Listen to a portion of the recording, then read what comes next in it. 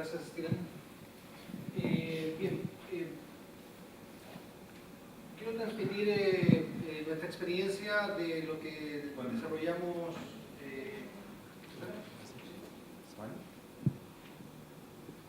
¿Ahí está bien? ¿Sí?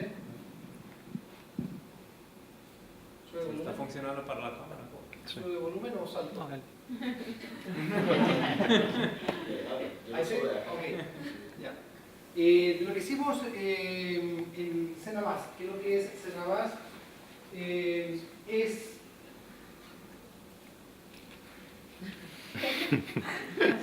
Just a second, please.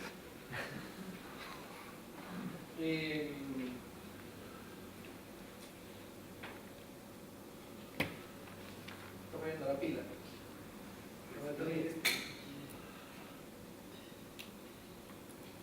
Bien, mientras sigo. Cenabas es un organismo público que centraliza las compras de insumos, alimentos y medicamentos de la salud pública en Chile.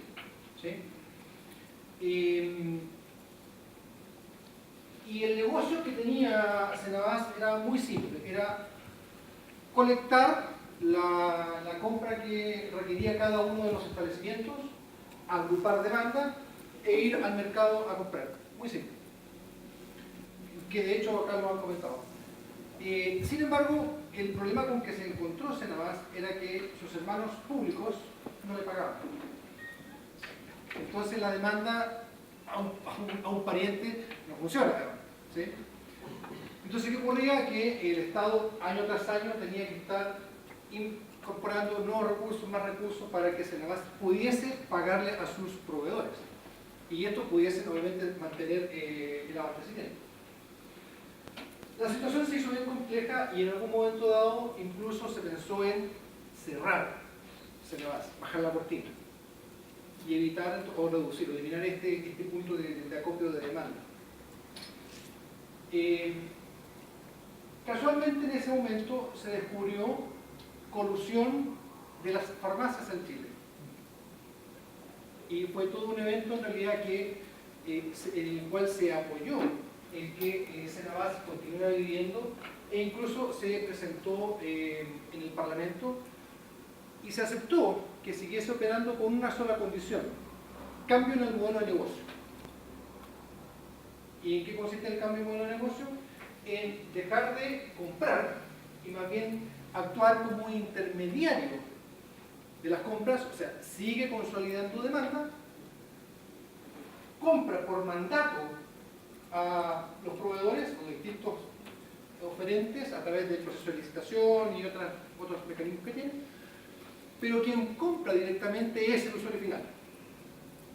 Entonces, simplemente establece o regula los precios del mercado por volumen, pero el comprador final sigue siendo o el hospital, o el municipio, o la subsecretaría de salud, o lo que corresponda. Y lo que hizo en ese marco entonces fue simplemente desligarse de todo el manejo del bodegaje y de todo el manejo logístico. Y eso entonces lo sale a subcontratar. ¿Sí? Y ese es el modelo que está operando en estos momentos. En ese escenario entonces lo que hacía era aquí recibir el mandato, comprar y luego distribuir. Y de alguna manera tenía que buscar el que le iba a pagar. ¿Ahora sí?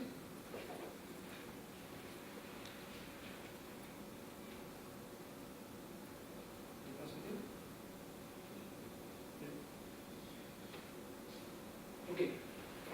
Entonces, ocurrieron cosas un poco ilógicas, como por ejemplo que la participación en el mercado fuese bajando. No había cómo. O sea, es como raro que, siendo el único organismo que concentra la demanda, la demanda de los centros médicos, el market share va bajando. Era ilógico. Y además hizo un estudio y se determinó que habían distintas brechas. Entonces el servicio que estaba prestando era malísimo. Y desde ese punto de vista, entonces, ahí estaba la inquietud de poder o no cerrar el centro. Entonces, ¿qué pasó con Cenabas? Se transformó en una empresa financiera para sus hermanos del Estado. Y ese era un negocio poco interesante, poco atractivo. Algo que ya comenté, el servicio público casi fue cerrado. Nos encontramos con al momento de llegar con un bajo nivel de compromiso, un bajo nivel de credibilidad de parte de las personas. O sea, no había interés en nada. En definitiva, la gente estaba derrotada. No sabían si al día siguiente el negocio seguía, si al día siguiente se quedaban sin trabajo, o se cambiaban, o no, había una situación de bastante complejidad en el recurso humano. Y en este escenario nos subimos al carro. Y aquí viene, creo yo, algo que me parece interesante de destacar. Porque no es fácil trabajar así. ¿No? Siempre es fácil cuando todo el mundo está contento. ¿Sí? A todos nos gusta trabajar en una empresa donde hay éxito. Pero cuando nos encontramos con un organismo que está derrotado, hay que hacer cirugía psicológica. Cirugía psicológica. Y ahí fuimos. Y entonces armamos un equipo además interdisciplinario con psicólogos, con ingenieros que obviamente tenemos que estar, si no me quedo sin trabajo obviamente, y entre otras personas en realidad que en definitiva comenzamos a trabajar en esto. Entonces estábamos en la incertidumbre, digamos, ¿qué hacer? ¿Para dónde mirar? ¿Cómo agarramos este animal? ¿Cómo domamos este animal? Y ahí estábamos. Entonces, casualmente se dio un concurso que lo cofinancia Corfo, que es la Corporación de Fomento de la Producción, pero que en particular es un proyecto o un programa que cofinancia proyectos de mejoramiento en el sector público, innovador que comenzó a darse 2 años.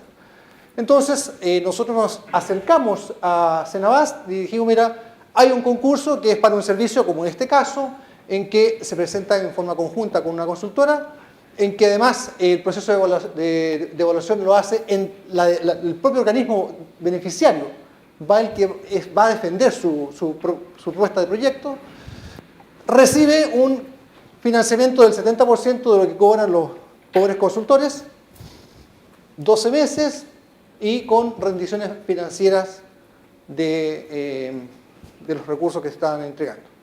Y adicionalmente, desarrollar al menos 2 proyectos como condición mínima, al menos 2 proyectos ejecutables. Cuando uno inicia proceso de innovación o proceso de cambio, lo interesante es buscar quick wins. ¿Y cómo encontramos quick wins para ir pavimentando el proceso de cambio? Y ahí está la gracia, digamos, ahí está lo interesante de esto. Nosotros de los 10 proyectos que se presentaron, nosotros nos adjudicamos 3. Uno de ellos fue el de Cenabast. Y simplemente, para hacerlo en resumido, lo que hace entonces, algo que había señalado, Cenabast actúa nada más que como intermediario de demanda, pero no es el que compra. Entonces no tiene que sacar plata de su bolsillo. ¿Cómo subsiste hoy en día?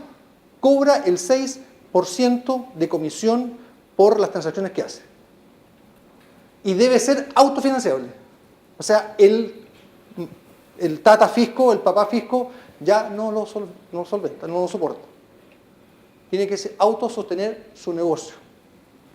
Y ahí está, ahí vamos. Entonces, Cenabast, que atiende a esa cantidad de municipios y hospitales, esa cantidad de productos. Recordemos que Chile es un país pequeño, son 16 y algo más de millones de habitantes.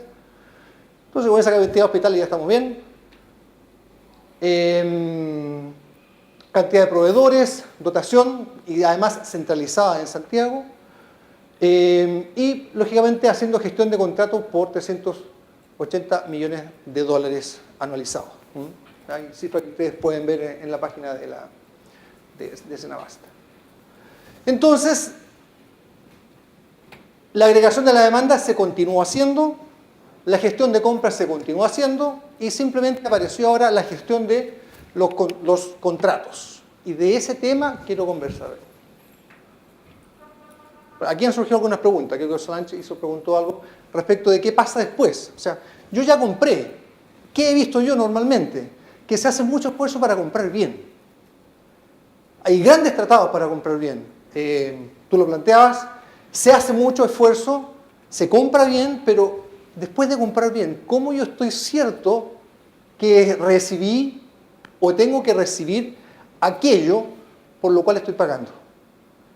Y en particular acá, que tiene que ver con los contratos logísticos. ¿Cómo yo estoy cierto que el proveedor del servicio logístico me entrega el servicio que yo estoy pagando? Porque además tengo el mandato de mis clientes, que son los que en definitiva pagan, para que el negocio funcione. O sea, ¿cómo lo hago yo para que un medicamento llegue a la hora? Llegue a la hora, en las condiciones que decía Juan Carlos, con la cadena de frío que se requiere, con la oportunidad que se necesita. ¿Sí? Entonces, hay una serie de elementos que son importantes en el tema de los servicios.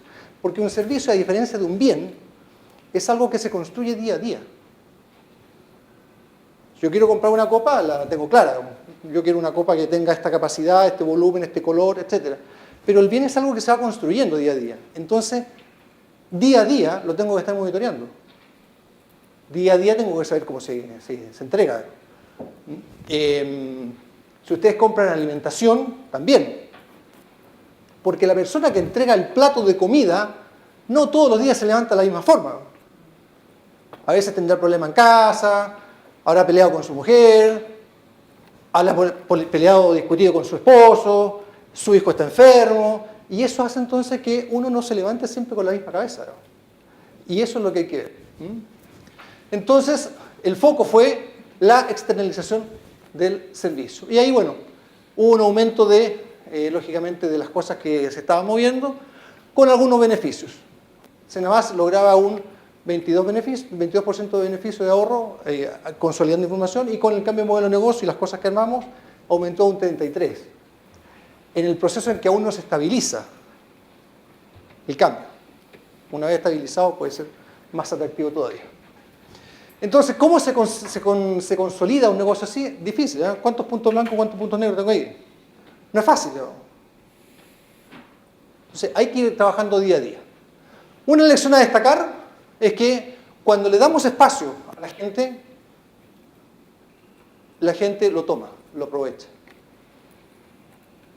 Y eso fue, creo yo, uno de los grandes elementos que nos permitió desarrollar de mejor forma este proyecto. La gente, decimos en Chile, la gente se creyó el cuento, ¿ah? Supo que tenía capacidades. Entonces comienzas a recuperar la energía de las personas. Y lógicamente hicimos todo un trabajo psicológico detrás. Ahí los tenemos participando. ¿Sí? Ahí los tenemos haciendo otros trabajos. O sea, que ellos fuesen capaces de identificar que tienen habilidades, tienen inteligencia, que tienen energía que pueden utilizar. Esa es la gracia de lo que creo yo, más allá de los ingenieros, que fue el grupo, y lógicamente aquí los psicólogos son importantes los que nos apoyaron en eso. Otra sugerencia, en los procesos de cambio, traten de no hacerlos, si les toca la decisión de hacerlo, cuando estamos cerca de algún cambio de directivos, porque el proceso seguro que se va a interrumpir. En países de Latinoamérica me ha tocado ver que normalmente el que llega mira hacia atrás y dice, todo eso está mal. Entonces, como decimos, no, y reinventamos la rueda, y lo único que gana, lamentablemente, son los pobres consultores. Los pobres consultores ganamos con eso porque nos dan trabajo. Algunas realidades que nos ha tocado ver, aunque parece obvio, no siempre se lleva a la práctica, que uno de los principales requisitos para generar ahorro en los contratos de servicio o las compras es saber comprar, es comprar bien. Y creo que hay bastantes esfuerzos en eso. ¿Sí?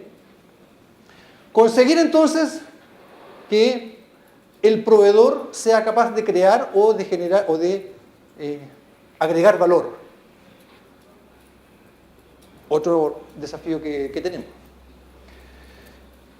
Entonces, una mala compra de servicios puede cambiar la cara si yo tengo una buena administración, si yo tengo un buen comunicador al frente que se vincule con el proveedor.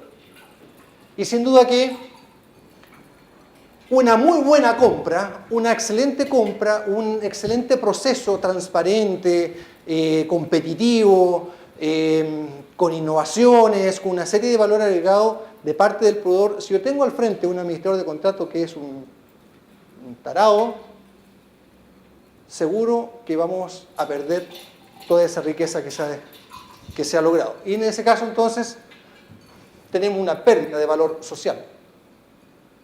Estamos destruyendo valor. ¿Sí?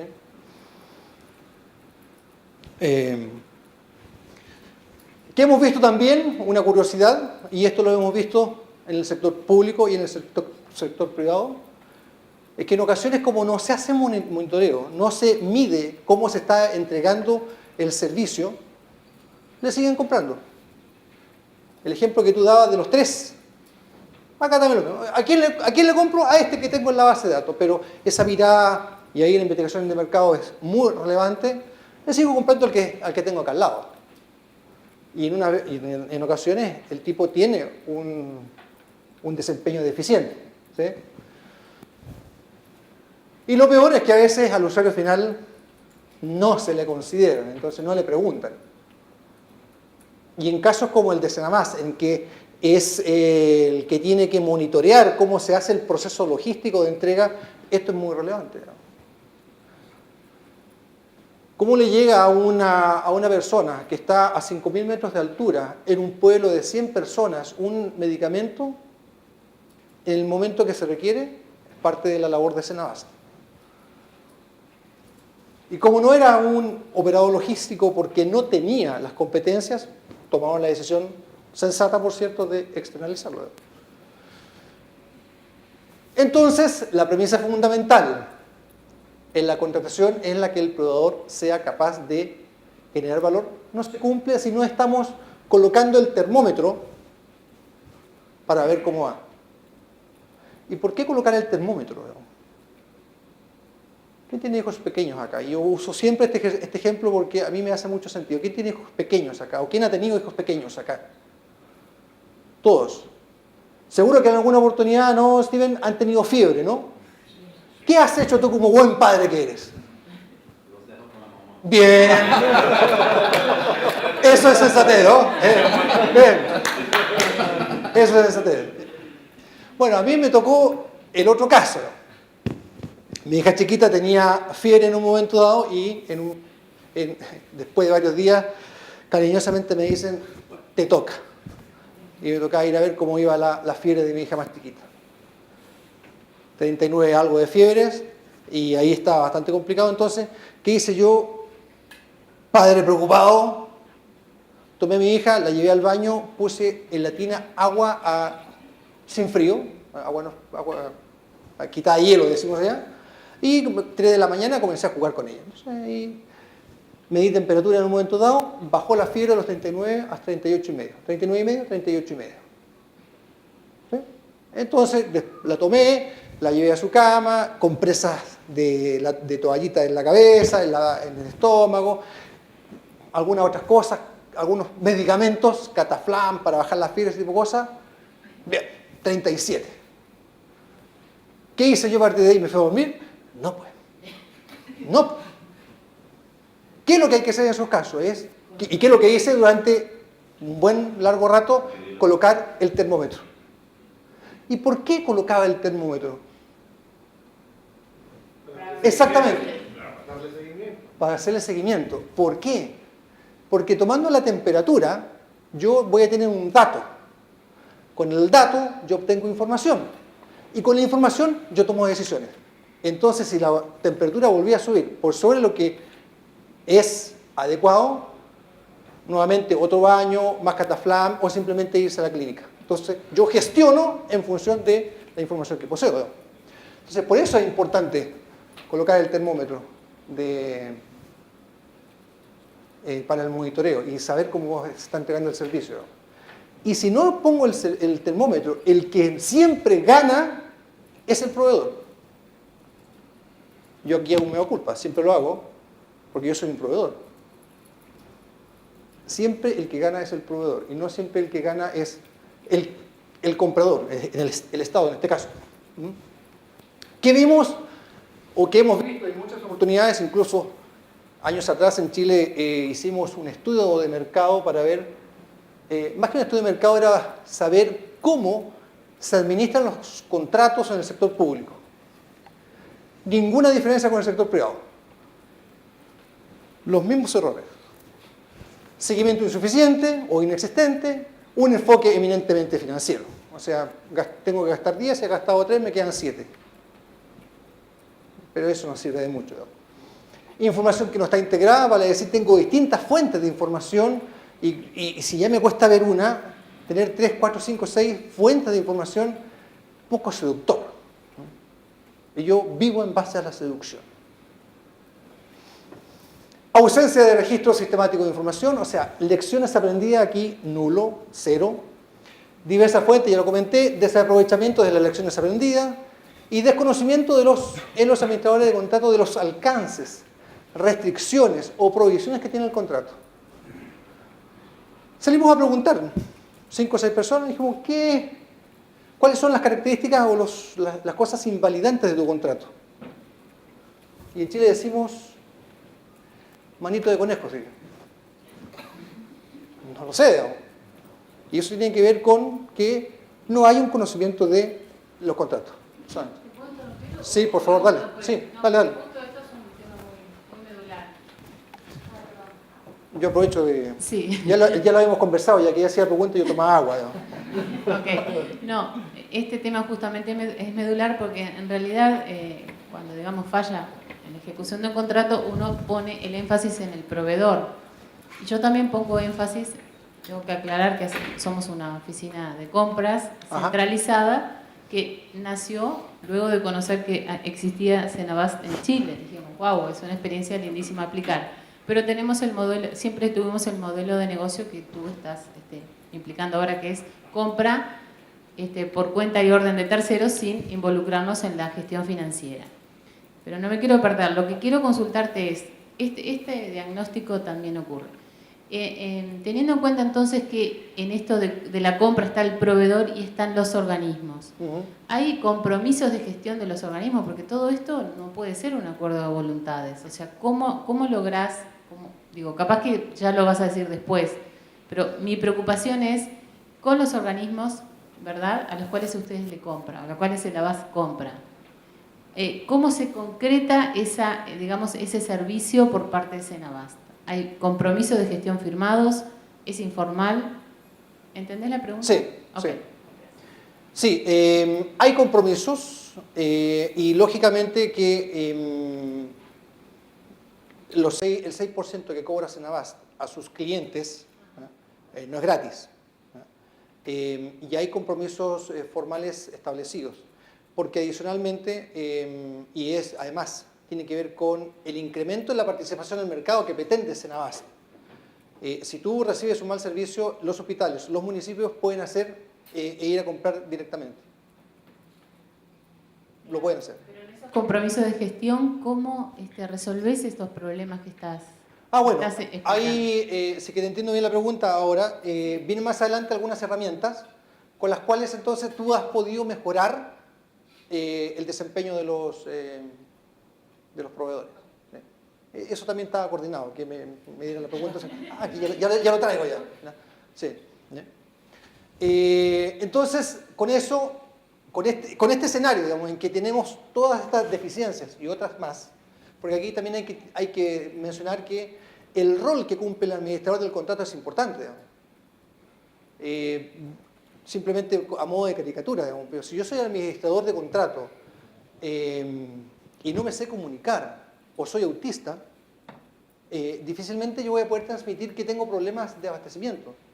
Si yo no evalúo al proveedor, difícilmente el proveedor también va a saber, porque en una de esas cree que lo está haciendo muy bien, que tiene problemas. Entonces, eso es parte del compromiso que tiene Cenabast, ¿sí? Entonces, en este escenario, ¿qué es lo que puede uno lograr? Una visión confusa, parcial o simplemente ceguera respecto de cómo está el contrato. Y en esos casos, entonces, es complicado. ¿Sí? ¿Qué tengo ahí? Digamos? ¿Qué tengo como contrato? No tengo nada. ¿Sí? Prácticamente no se ve. Y no sé cómo va mi contrato, entonces. Y ahí está la complicación. Entonces, solo para recordar que los contratos bien gestionados son aquellos que se focalizan en el tema del riesgo. Y en el tema de los medicamentos, yo creo que el riesgo, ustedes lo tienen súper claro. Hay riesgos de negocio y aquí riesgos de incumplimiento. ¿Qué pasa si la vacuna, por un mal servicio, pierde sus propiedades? Si mi cadena de frío no está adecuada, ¿qué pasa con la vacuna? ¿Sí? Por ejemplo. ¿Qué pasa con los vencimientos? Porque una de las cosas que tenía en su momento Senabast era un gran estoqueo, una gran cantidad de insumos y en un momento dado las iban a utilizar, vencido a la basura, vencido a la basura, entonces pérdida. Y en la medida que eso se fue eliminando, entonces también hay ahorros para el país. Hay nuevamente beneficio social. Y el riesgo es algo que siempre va a estar presente. Siempre. Y eso significa que, como en la película, tenemos que aprender a dormir con el enemigo, ¿no? Tenemos que aprender a vivir con el riesgo. Entonces, ¿cómo administrar o bien mejorar la administración de los contratos que tenemos bajo nuestra responsabilidad? Y aquí vamos a comentar, o les voy a comentar, las cosas que hemos implementado en el mundo público y en el mundo privado. ¿Y por qué así? Porque se suele decir que el mundo público no tiene los problemas que tiene el mundo privado y que el mundo privado normalmente tiene todos los problemas resueltos. Eso es mitología urbana. Nosotros tenemos proyectos hace muchos años en corporaciones, en grandes corporaciones, particularmente mineras, que son grandes animales en Chile, y no lo tienen todo resuelto. Por suerte para estos pobres consultores. ¿Ah? Entonces, algunas ideas, algunas cosas que hemos dicho, que hemos implementado. Lo primero es, y esto es como para que el lunes ya lo empiecen a implementar, es así de simple. O sea, el lunes llegan y se hacen famosos. Saludan, fui al Congreso de la Rey, San José muy lindo, tomé buen café, vamos a tomar café, y después del café los sorprenden ustedes. Es simplemente segmentar. Segmentas tu cartera de contratos, tu cartera de proveedores, tu cartera de medicamentos, lo que tú creas. E incluso uno puede hacer una segmentación geográfica. Hay distintos estilos. Este es un modelo que de 4 que hemos implementado en algunos lugares, hemos implementado también de 9 segmentos. Así que hay que acomodarlo en función de lo que uno quiere medir. Segmentar. ¿Por qué? Porque, lógicamente, la idea central aquí es que tú te puedas focalizar en aquellos que sean más críticos. Entonces no te diluyes en aquellos que son menos relevantes. Y eventualmente podrían ser estos otros dos. ¿Verdad?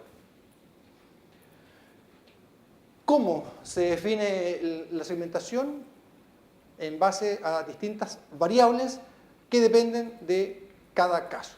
Esto no es una cosa obligada, un estándar. Se adecúa de acuerdo a la necesidad, de acuerdo al sentido común que tenga el negocio de la salud en el país en el que está.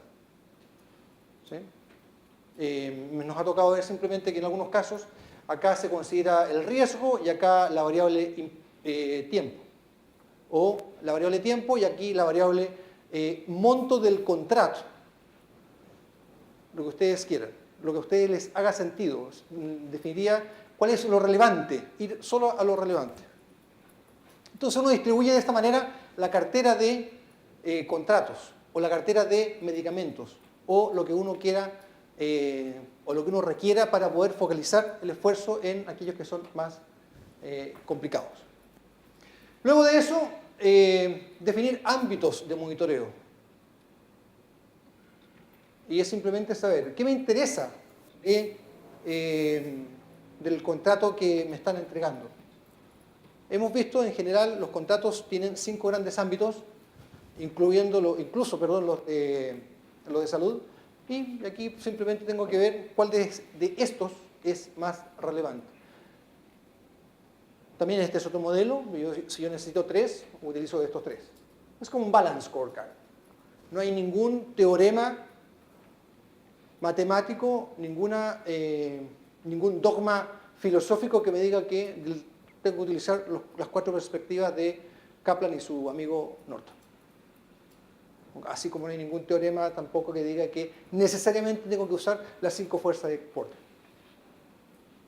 Hemos visto casos en que hemos implementado con 6 porque hay un ente regulador que es importante, por ejemplo. Entonces, estos simplemente son modelos.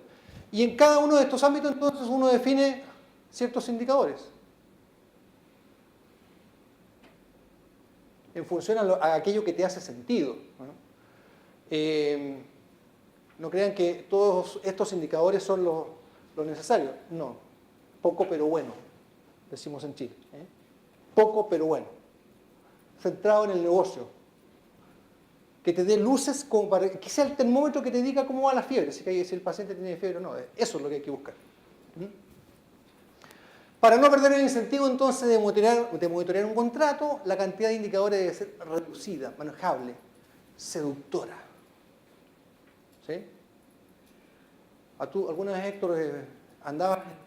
Tú eres casado, ¿no? Sí, me imagino que tienes hijos. Sí. Entonces, en algún momento dado, tú dijiste, ¿cómo seduzco? Y llegaste con un ramito de flores o con algún chocolate. Tienes cara de ser galante. ¿Sí? Sí, es una estrategia interesante. Acá es lo mismo. Si tú le pones al frente al administrador de contrato 20 indicadores, les aseguro que no ve ninguno. Si le pones 2 o 3, te aseguro que los ve. Porque si esos 3 indicadores están directamente relacionados con el centro del negocio, con las cosas críticas, con el riesgo del negocio, la cosa funciona.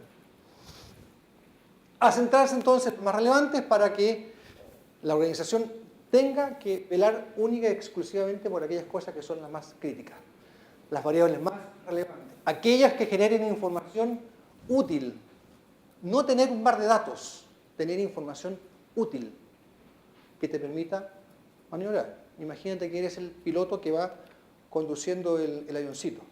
¿Sí? Los buzos, yo no soy buzo, pero me gusta el buceo, he practicado. Nos fijamos única y exclusivamente en un tema central cuando bajamos. ¿Cuál es la cantidad de oxígeno que nos queda? Si lo ves tarde, ahí te quedaste. ¿No? Acá pasa lo mismo. Si yo veo el contrato que comenzó hoy, 21 de enero, porque me lo han entregado hoy, y lo vuelvo a ver el 20 de enero del 2016, no tengo ninguna chance de mejorar. Entonces tiene que ser algo periódico. Periódicamente. O sea, cuando uno se sumerge en el agua, cada 2 o 3 minutos, ¿cómo va la presión ahí? Para ver si te quedas abajo o alcanzas a salir. ¿Sí? Entonces, tenemos que buscar la generación de información útil. Y en función de eso también decidir para cada uno de estos segmentos con cuántos ámbitos de monitoreo me quedo. Sin duda que aquellos que son más críticos, probablemente voy a requerir mayores ámbitos, mayor cantidad de indicadores. Pero que no sean 20, por favor. 5, 6, más nada. A nivel de negocio. Aguas abajo uno puede tener otros más operativos. Incluso uno podría definir también las condiciones para las cuales o que debo implementar. Digamos. ¿Qué características le tengo que dar a ese administrador de contrato? ¿Debe haber administrado contratos antes? ¿Debe saber del negocio? ¿Qué experiencia debe tener? ¿Qué habilidades debe tener? ¿Qué tipo de reportes debo entregar? Y sin duda que ese es un contrato complejo, crítico, el monitoreo tiene que ser con una mayor periodicidad. Y en ese caso entonces yo aumento el nivel de monitoreo. O sea, aquí tiene que jugar Cristiano Ronaldo, Messi, pero no me pongan a mí porque yo de eso no sé nada. O sé muy poco. ¿Me explico? O sea, el que tenga mejor musculatura administra el contrato arriba. El que no la tiene va a dar la hora. Va a hacer perder valor social. Y ustedes saben mejor que yo de ese tema. Se pueden aprovechar las oportunidades de ahorro solo cuando tenemos visibilidad. Allá decimos que es demasiado obvio, pero demasiado lógico, pero no, donde está el ser humano no siempre hay lógica. Entonces, usemos el termómetro para ver cómo va ese paciente. Una premisa que hay que considerar siempre, que para mejorar es preciso medir. Para mejorar es preciso medir. Todos ustedes pasaron por la universidad. Y si la primera prueba en la escala de 1 a 100 sacaban un 0, seguro que estudiaban, ¿verdad? Y se preparaban. Entonces, acá es lo mismo. ¿Quién tiene hijos adolescentes de ustedes? ¿Qué tienen tus hijos, Osman? 16. ¿16? ¿Héctor? 16 y medio. 16 y medio. 15. Yo tengo una de 17, que es la sociable del grupo, ¿no? Tiene más amigos que los otros 4 en casa. Entonces, no le gusta estudiar. Entonces, ¿dónde ponemos atención para el monitoreo? En ella, porque ahí está el riesgo. La mayor ya está en la universidad, se maneja sola, la más chiquita es una cuadrada, una Deutsche Maschine alemana ahí, tac, tac, tac, tac, tac. Pero la del medio es que si viene la jeringa, y que hay que estudiar, y que hay que hacer un trabajo, pero a las fiestas no se las pierde. Entonces, ¿qué hacemos en esos casos? Bueno, estar ahí como policía, estudia, colocando el termómetro. Colocando el termómetro. No hay más receta, ya que estamos hablando de términos médicos, no hay más receta que esa. Foco solo en lo relevante. Reitero, foco solo en lo relevante. Eso. Gracias. ¿Preguntas? No sé si queda tiempo, Steven. ¿Preguntas? ¿Alguna preguntas? ¿Comentarios? No me digan que todo muy claro, porque ya me siento mal. Más es una pregunta relacionada con los ámbitos de actuación. Estaba viendo las noticias del año 2011 donde Chile Compra hablaba de que había ya consolidado la compra de medicamentos y todo eso. ¿Qué relación hay con este proceso de ingeniería y todo eso que comentabas? Ya. La plataforma de relacionamiento B2B, llamémoslo así, sigue siendo Chile Compra. Pero toda la pedida, o sea, todo el levantamiento del volumen y de las especificaciones técnicas las concentra Cenabás, que pone en la mesa de Chile Compra para que se vincule con los proveedores. Esa es la lógica. Pero sigue siendo un convenio marco, digamos. No necesariamente convenios marcos. Hay de todo tipo de relaciones. O sea, Chile Compra no opera solamente con convenios marco. Ya. Pero, por ejemplo, una entidad quiere hacer una licitación de monto grande, hace a través de Cenabás. A ver, lo que hace es Cenabás, como opera normalmente de la siguiente forma. Año a año dice, tenemos que acumular demanda. Ok, sí. Vengan a mí los pedidos, los requerimientos que ustedes tengan. Sabemos que la cantidad de personas con SIDA es tanto, la tasa de crecimiento es tanto, entonces, en función de eso, los medicamentos para ese tratamiento es este volumen. Se va consolidando. Las compras spot también se pueden hacer a través de Chile Compra, pero normalmente las compras spot más bien las hace claro, la misma entidad, pero las compras agregadas es la función que hace Chile Compra, perdón, Cenabás. Sí. No sé si respondo a tu pregunta, Elida. ¿Sí? ¿Alguna otra pregunta? Sí, tengo una. Dale, Ronald. Por ejemplo, nosotros en Nicaragua estamos incursionando en los acuerdos marcos. ¿Ya? Entonces somos un equipo multidisciplinario. Hay economistas, hay contadores, hay abogados, administradores, etc. Pero en el caso de la administración de contratos, ese va a ser un tema muy fundamental y elemental porque es medular. Me refiero a que iban a caer todos los contratos a nivel del sector público. Ajá. ¿Verdad? Entonces, mi pregunta es, de acuerdo a su experiencia, como nosotros estamos reestructurando y desarrollando el departamento y la dirección, ¿cuál es el personal requerido o recomendable para desarrollar un buen departamento de administración de contratos? Porque, por ejemplo, nosotros solo contamos con uno. Y esa es mi pregunta, porque usted estaba hablando anteriormente, sí, donde dice, ok, está bien que una persona se incline hacia determinado contrato dependiendo de la magnitud, el alcance, etcétera. Pero en el caso de que una persona se encargue de diversos contratos, o sea, es saturador, es imposible. Físicamente es imposible. Exacto, entonces esa es mi pregunta, una recomendación más que todo. Mira, si como yo sabía que tú me ibas a preguntar eso, traje la respuesta. De hecho, lo puedes hacer, digamos. Lo hemos hecho, por eso te lo comento. En que tú distribuyes esto y tú dices, bien, en función de esto, ¿cuántos contratos altamente críticos tengo? 10, suponte. ¿Ya? Entonces, tú puedes establecer, puedes llegar a medir una jornada laboral de un administrador de contratos y en función de eso defines. Ahora, tiendo a pensar, más bien por nuestra experiencia, que normalmente es más aconsejable que el administrador de contratos esté en el cliente final. ¿Sí? Lo que podría hacerse...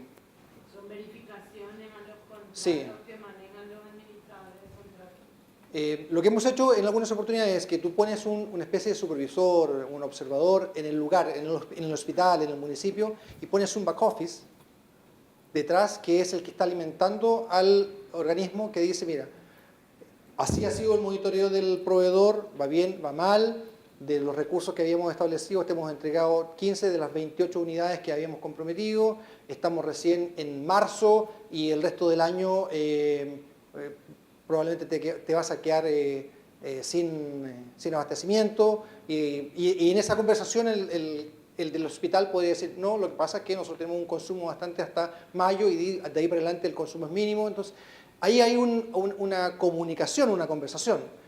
Pero tú puedes llegar a medir en función de cómo se distribuyen los contratos de acuerdo a su importancia relativa dentro de la cartera y defines la cantidad de administradores de contrato que tienen.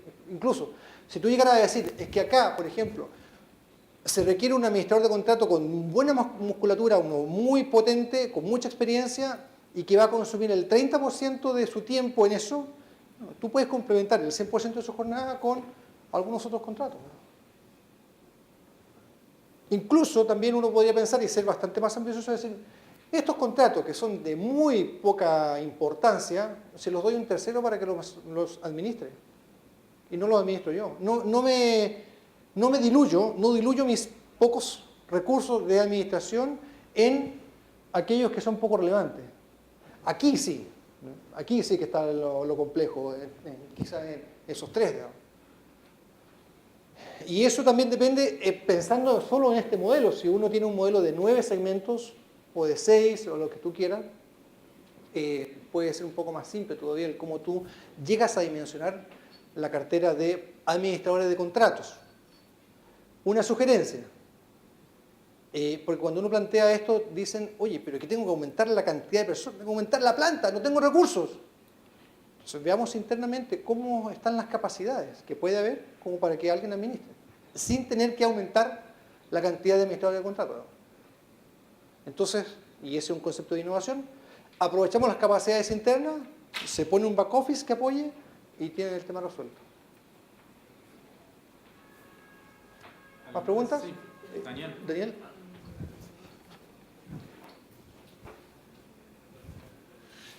No, dos preguntas, Cristian, rapiditas. Una, la parte de la confianza. O sea, Sí. en este nuevo modelo de negocios es interesante como entidades que son dueñas de su compra, dueñas de su presupuesto, digamos, delegan esta confianza a una central de abastecimiento, ¿no? Y un hospital está comprando los mismos medicamentos que una pequeña posta sanitaria y Sí. que tengan la misma calidad, etcétera. Esto ocurre cuando también se hacen convenios marcos, cuando se delega cualquier poder de compra que tienes como ministerio de línea, por ejemplo, a una plataforma, una dirección de compras, un servicio descentralizado. ¿Cuál es el control de calidad hacia el otro lado que hay? ¿Cómo el ministerio tiene feedback hacia el gobierno central o hacia Cenabast mismo de que Cenabast le está funcionando? ¿Qué capacidad tengo yo como ministerio de decir, me gusta Cenabast o no me gusta lo que está haciendo? Esa una. Y la otra, la parte de ahorros. Estaba entre 20 y 33% y con capacidad a incrementarse esto. Sí. Esto incluye ese 6% de cuota y además, ¿qué efecto tiene ese? ¿Hay un offset de ese costo del servicio? ¿Les genera semejantes ahorros y semejante valor que las instituciones no han sido reacias a pagar ese 6%? A ver, buenas preguntas. Voy a comenzar respondiendo por la segunda. Lo que se ha visto en el último tiempo es un interés por el sector público de la salud en centralizarse aún más a través de Senabas. Y yo creo que eso es el crédito que ha ido ganando Senabas con todo el proceso de modernización y con herramientas como esta en el mejoramiento del servicio que entrega. Entonces, cuando tú tienes un servicio que te es grato, que te da buenos resultados, no te duele pagar. ¿Sí? Y más aún, es como el mejor vendedor es el cliente satisfecho. Pasa el dato y no cobra comisión. Eso es lo que está pasando con Senabas. ¿Sí? Ha habido un cambio, ha ido mejorándose el prestigio que estaba del suelo hacia abajo. ¿Sí? Entonces, debo reconocer también que ahí hubo una fuerte presión desde el nivel central del gobierno, ahí del ministerio, en empujar a que efectivamente se compre. Pero esa condición se ha mantenido porque el servicio que está entregando Senabas ha sido mejor. Entonces hay una mejora. Y que además se ha traducido en, y aquí paso a la segunda pregunta, a la primera pregunta, perdón, se ha notado un incremento en los ahorros. Solo con el cambio de negocio y estas pequeñas herramientas, sin la consolidación todavía, tú ya tienes un beneficio que se ha ido identificando. Y eso se traduce única y exclusivamente que en el presupuesto que manejan los organismos públicos, los hospitales, los municipios, ven que si antes gastaban 100, ahora gastan 95 por la misma cantidad. Porque no solamente Senabas está comprando en volumen, sino que, lo planteabas tú, está comprando por valor. ¿Sí? Lo que hace es comprar mayor valor. Y de ese punto de vista, no es solamente el dinero el que está en juego, sino que hay otros elementos que acá se han mencionado, como el tema de la innovación, el tema de la cercanía con el consumidor final. Adicionalmente, una de las cosas que yo no lo agregué acá, pero que tiene que ver con las contrataciones, se conversó, no sé si fue Jorge Luis o Juan, ¿no? Juan Carlos, bien. Tiene que ver en cómo uno arma un log de contratos. Nosotros llamamos un log de contratos a cuáles son todos los requerimientos o todos los contratos que yo debo tener durante el año. Entonces, esa es información que Senabas ha ido haciendo y que también forma parte del proceso de transformación. Entonces, va donde un cliente, voy a suponer que Ronald, bueno, señor Ronald, usted tiene acá tantos consumos, en su comportamiento hacia tanto, está agregando inteligencia de negocios. Entonces, cuando Ronald recibe a Senabas, recibe con sonrisa porque ve que no viene solamente, no es un tomador de pedido, trae información y con eso entonces la conversación es más rica, tiene mayor contenido. Y eso también es algo que ha ido gustando. Eso. Muy bien, muchas gracias, Cristian. Muchas gracias.